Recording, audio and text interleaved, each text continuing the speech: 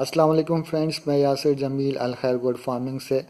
Friends, میری آج کی جو ویڈیو ہے یہ میرے نئے گوڈ فارمر ساتھیوں کی رہنمائی کے لیے جو سیریز بن رہی ہے 22 ویڈیوز کی، اس کا یہ ویڈیو نمبر 17 ہے، جس کا ٹاپک ہے بکریوں کی افزائش نسل میں مکمل رہنمائی۔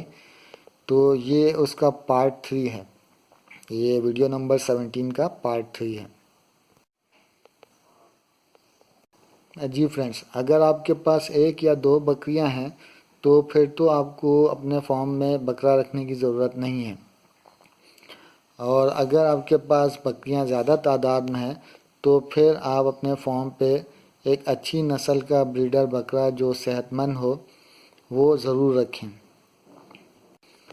اگر ایک یا دو بکریاں ہیں تو پھر آپ ان کی بریڈنگ کے لیے کسی دوسرے فارم سے بکرا ہائر کر سکتے ہیں رینٹ پر، اور نہیں تو آپ اپنی بکری کو ان کے فارم میں لے جا کر ان کے بکرے سے کراس کروائیں، اس کے لیے وہ آپ سے چارج کریں گے۔ اگر فارم میں زیادہ بکریاں ہیں تو پھر آپ اپنے بکرے سے ہی بکریوں کی بریڈنگ کروائیں۔ اگر آپ نے اپنے فارم میں بکرا یا بکرے رکھے ہوئے ہیں تو یہاں پر میں آپ کو ان بکروں کے بارے میں بھی کچھ بتاتا چلوں۔ جب بریڈنگ سیزن کے دوران بکرا پوری طرح سے مستی میں ہوتا ہے تو آپ ایسی حالت میں محسوس کریں گے کہ آپ کا بکرا جو ہے وہ بو چھوڑ رہا ہے، بو مار رہا ہے۔ جی ہاں، سیریسلی آپ کا بکرا جو ہے وہ واقعی میں بو مار رہا ہوتا ہے۔ چھوٹے بکروں میں جو ہے وہ یہ چیز اتنی زیادہ نہیں ہوتی، لیکن ایج کے ساتھ ساتھ، وقت کے ساتھ ساتھ جو ہے وہ بکرے میں یہ چیز پیدا ہو جاتی ہے اور وہ بو مارنا شروع کر دیتا ہے۔ بریڈنگ سیزن کے دوران آپ کی بکریاں تو ہیٹ میں آتی ہی ہیں، لیکن آپ کے جو بکرے ہوتے ہیں وہ بھی فل مستی میں آ جاتے ہیں۔ اس دوران میں ان کا جو رویہ ہوتا ہے وہ بالکل بے چینیوں والا ہوتا ہے، ان میں بے چینی پیدا ہو جاتی ہے اور وہ بکریوں کے ساتھ دل لگی کرنا شروع کر دیتے ہیں۔ آپ کو ان کی حرکتیں بہت عجیب لگیں گی۔ مستی کے ان دنوں میں بکرے جو ہیں وہ اپنے منہ پر اپنا پیشاب مار رہے ہوتے ہیں، یا پھر یہ کہ اپنی ٹانگوں کے پچھلے حصے میں پیشاب مار رہے ہوتے ہیں، اپنے پیشاب کو پیتے بھی ہیں۔ اور سب سے مزے کی بات یہ ہوتی ہے کہ جو بکریاں ہوتی ہیں وہ بکروں کے اس رویے کی مزاحمت بھی نہیں کرتی۔ بکروں کی جو آنکھیں ہوتی ہیں وہ چمکیلی ہو جاتی ہیں، بکرے اپنی زبان کو بار بار باہر نکالتے ہیں اور اپنے ہونٹوں کو سکیڑتے ہیں۔ ان کا رویہ بہت جارحانہ ہو جاتا ہے۔ اگر ایک سے زیادہ بکرے ہوں تو وہ پھر آپس میں لڑتے جھگڑتے بھی ہیں۔ تو فرینڈس، بریڈنگ سیزن کے دوران اپنے بکرے بکریوں کو آپ صحت مند، تندرست و توانا رکھیں، اور اس کے لیے ان کی خوراک کو نہ صرف بڑھائیں بلکہ اچھی کوالٹی کی اور متناسب غذائیت کی خوراک ان کو مہیا کریں، اور ساتھ ساتھ جو ہے ان کو تمام وٹامنس اور منرلس وغیرہ بھی لازمی پرووائڈ کریں۔ ہیٹ میں آنا یا مستی میں چڑھنا یا حمل وغیرہ جب ٹھہر جاتا ہے تو اس دوران میں جانور کا جو جسم ہے بہت زیادہ دباؤ میں رہتا ہے، تو اس کو دور کرنے کے لیے جو ہے آپ ان کو اچھی کوالٹی کی جو ہے وہ چارہ وغیرہ دیں۔